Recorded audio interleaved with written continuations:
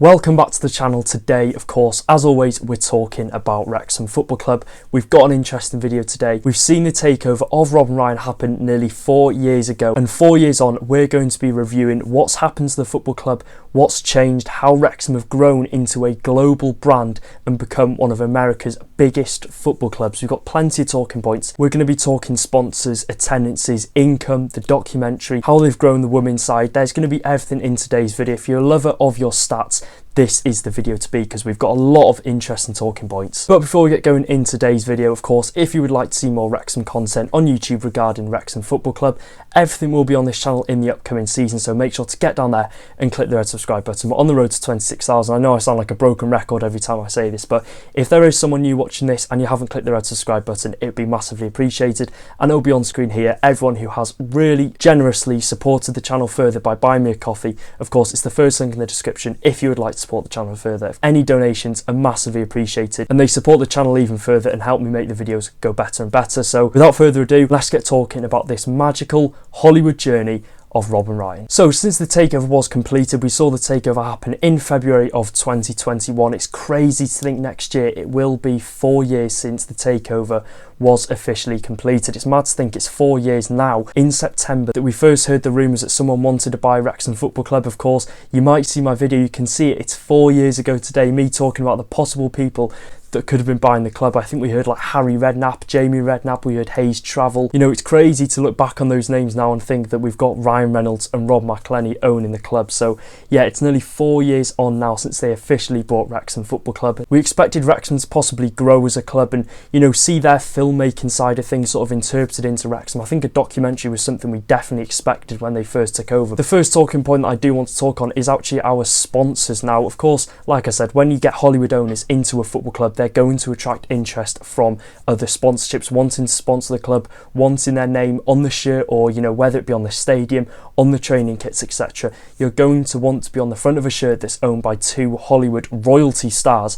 And that's exactly what has happened at Wrexham. We've seen some big sponsor names come into the club that have helped us grow financially. And yeah, we've definitely seen that over the past couple of seasons. For example, we've had the likes of TikTok and United Airlines sponsor both the front of our shirts. We've got Expedia, HP, Aviation Gin, you name it. We have had everything on our shirts the past couple of seasons. They've all had involvements in the club sponsorship wise, and yeah, like I said, they've all had their logo somewhere on the shirt, and there's no hiding the fact that these sponsorships have participated massively towards our income and, you know, helping the club grow financially over the past couple of years, taking the value of the club up. Of course, we saw Rob and Ryan first bought the club for 2 million. It's now valued at around 9 to 10 million. We've seen these sponsorships have had a massive impact on that, and the stats do just back it up. Now, this is where things get interesting.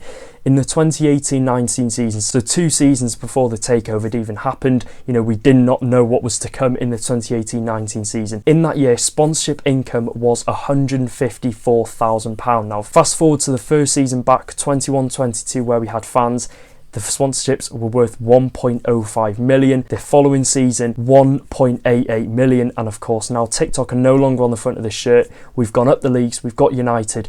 It's expected that last year's 23-24 will be pushing around 2 to 2.3 million. Yeah, and I think it is just ridiculous to think over a 4-year span, the sponsorship value at Wrexham Football Club has increased by nearly £1.7 million. And of course, like I said, we've gained new sponsorships since that 22-23 season. We've had, you know, United on the front of the shirt, HP coming in, having their logo on the shirt. We've got Stoke Cold Brew sponsoring the world famous racecourse ground. So you can only imagine that that number will just continue to rise as we climb up the leagues and as the club grows more exposure. Of course, now we're in League One, and like I said, with us being in League One, it'll draw more eyeballs to the club, meaning sponsors will be willing to pay that extra amount to have their name feature, you know, like we've seen, whether on the stadium, on the front of the shirt, or just somewhere on the shirt. These sponsors will want to have their name showcased to hundreds and thousands, if not even 1 million plus people. Yeah, and I think it'll definitely be interesting to see when the financial report is released for the upcoming season. I think we'll see it in March time of 2025, showing the results of the 23-24 season. So yeah, that'll be one to keep our eyes on. Another thing I would like to talk about is our social media growth. Now, I think, you know, it's plain on paper there. We all expected to see the social media side of Wrexham grow, of course, with Rob and Ryan coming in. Rob had, nearly a combined following of 3 million. Ryan had something like 50 plus million. They were going to use that to their advantage, and they've done exactly that. We all expected Wrexham were going to grow on social media. I think especially we've seen Rob and Ryan come in. They're constantly pushing the Wrexham posts, the promotion videos, and to be honest, I will sit here and say I wasn't expecting our social media following to grow as big as it did. Now, the figures are to follow are the numbers that were on our social media channels 2 weeks before the first ever episode of Welcome to Wrexham was released in August 2022, compared to the current date now as we do sit in September 2024. TikTok went from 407,000 to 1.6 million, YouTube went from 21,700 to 134,000,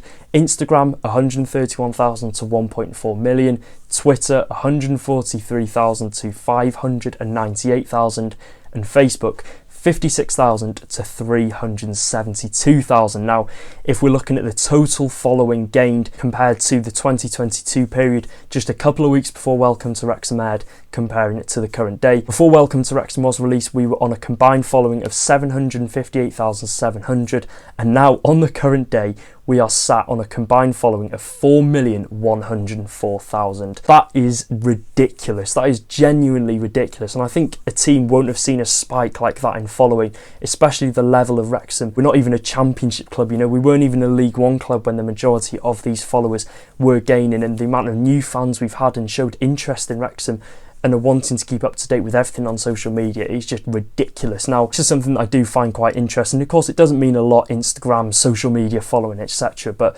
it just does show the club's growth over the past 4 years. And, like I said, it doesn't count for much because what I'm about to read out in the grand scheme of things does not mean anything. But Brentford, Nottingham Forest, Bournemouth, Fulham, Ipswich Town and Southampton, they are all clubs that Wrexham have more followers than that currently do stand in the Premier League. And like I said, it doesn't win us a trophy, but it certainly puts us high up the pecking order when it comes to sponsorships, because these sponsors will look at Wrexham and see combined following of 4 million, Instagram following higher than nearly half of Premier League clubs. It's just absolutely ridiculous. And like I said, sponsorships will come in, it'll just drive extra revenue into the club, and it does just show the exposure that Rob and Ryan have given to Wrexham.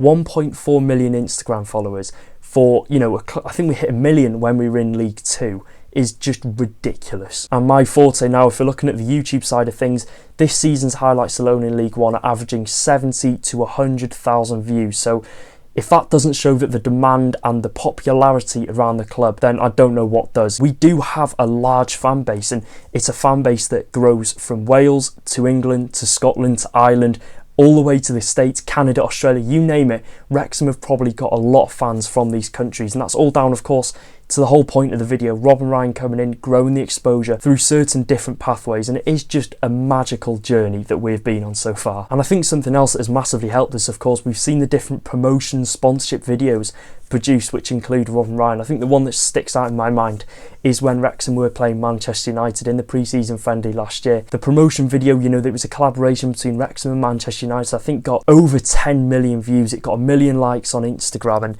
it just attracts this sort of attention that is just continuing to grow. And that's where Rob and Ryan are seen as geniuses in this sense, in the marketing side of things, and they just do have that marketing knowledge that they know will just grow the club even further, will gain more eyeballs, possibly more revenue from sponsors wanting to come into the club. And if we're just looking at the interactions and the impressions that Wrexham have gained, since the takeover we've averaged just over 800 million impressions on every social media channel, which will probably push around 1 billion come the end of this season. Now is a very interesting point to be talking on, and something that everyone could disagree on and everyone will have their opinion on this topic. It is attendances. Now, Rob and Ryan, we all know it, they've brought the belief, the hope, and of course, most importantly, the success back into Wrexham Football Club. We're a club with a rich history. Porto was 40 years ago today. We've beaten Arsenal, we've competed in the European Cup Winners' Cup. We've had our time in the limelight in the European competitions, and we've seen the really, really tough times, and it's not even like it's 20, 30 years ago. We've seen it, recently the club raising £100,000 to stay afloat, to secure our National League status. I was 5, 6 years old, which doesn't seem like a long time ago, but I attended my first Wrexham game just 2 years after everything was going on with the club situation. And, Rob and Ryan coming in, of course, has drawn the eyeballs of millions of new fans, people wanting to share interest in the football club, and this has led to, of course, a drastic increase in attendances. Now, something that I think is really important to note, when Rob and Ryan took over Wrexham, I think this separates us from the other clubs that they were looking at. Of course, Hartlepool was the main one they were looking at. You think up north, you've got Newcastle, you've got Sunderland, the two main clubs that you've got up north, which everyone seems to support. You've got Middlesbrough as well, don't forget. Don't get me wrong, Hartlepool have a good fan base, but if you're looking to grow the club and attract more people coming to them, I think it was definitely going to be hard. But you look at Wrexham and you think they're the only club in North Wales. We're the only club in the Football League that do sit in North Wales, and I think it is, you know, we're in a radius of what, 40-50 miles of a Premier League club, Liverpool, and you think there is huge potential for Wrexham to become one of the biggest clubs in Wales, if not the biggest club in Wales, because, you know, we're the only club in North Wales. There's going to be a whole host of people, you know, that are looking to support a football club now that they've seen this, and I think we've seen exactly that. In the 2019-20 season, we were averaging 4,078, 21-22, 8,647, 22-23, 9,973, 23-24, 11,210, and currently in the 24-25 season we're averaging 13,292. That is just crazy to say. Now, I remember sitting in this exact room, sitting downstairs, just talking about how Wrexham are in such bad trouble in lockdown, thinking there's no way out for this football club, there's no vision, there's no, you know, desire to go and achieve more, there's nothing really that this club can do to grow to that next level. I've experienced the Chesters, the Tranmeres, tickets for a fiver, you know, where there is going to be a large attendance. You know, used to live for the cross-border derby, Tranmere coming to town, selling out the Tech End, and it would be a dream for us to see a sold-out racecourse week in, week out, like we once had many years ago. And we weren't blessed with many good seasons prior to the takeover, which of course was why we didn't see that high of attendances. But I'm not going to sit here and go, oh, look at me, I was a fan before the takeover, blah blah blah. But, you know, consistently for the past, you know, 7-8 years before the takeover, we were there on a match day.